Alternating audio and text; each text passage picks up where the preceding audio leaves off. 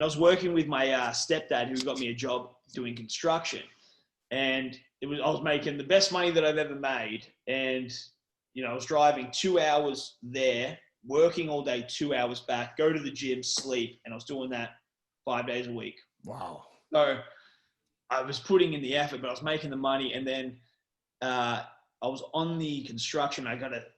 Someone sent me a text saying that there's a tryout. And if you want a shot, you should apply. So I did it. And I was like, I want to apply for this. And then I went to my stepdad and I said, hey, I need to do and I only just started working with him maybe a month prior. And now I want to take this, 3 weeks off, 2 weeks off. And I go, I have to do this. There's something telling me right now that I have to do this. And if you have to fire me, I understand. But I had the money there that I could do it. Yeah. So I've never had the money there to do something like that. So I did it, man. He gave me the thumbs up. I did it. And one of my friends wanted to do it too. So we bought the tickets, went over. There was 80 people trying out. There was these football players, man. I was just, because like I said, I'm not a big guy.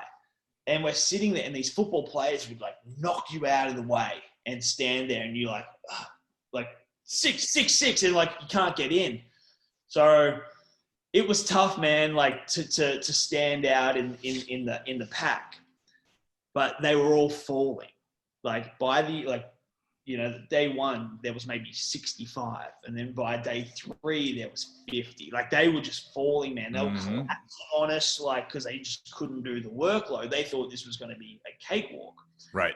And I had so much determination, man, that there was nothing going to break me. And sometimes I wish that I still had that determination and that focus, because nothing could have, man, to this day, Norman Smiley and Robbie Brooks, they say it was the toughest tryout they've ever been a part of. You had Joey Mercury, Norman, Terry.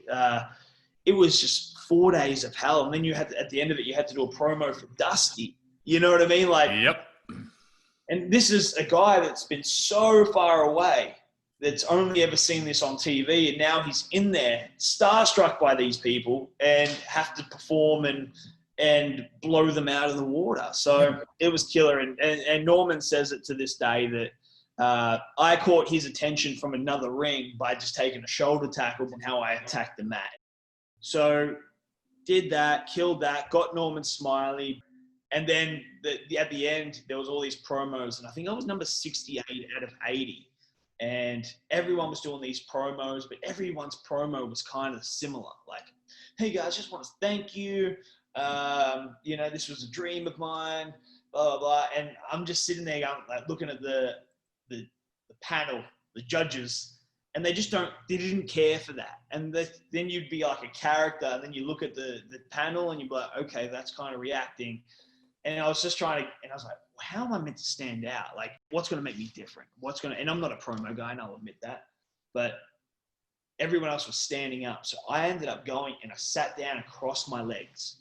And I just started talking really calm, and I just started getting in a mind frame of what happened at school, not being fully accepted, and and at the end of my school thing, I was I was kind of getting thrown under the bus and getting bullied a little bit. So I kind of took that real life scenario and was just talking about it.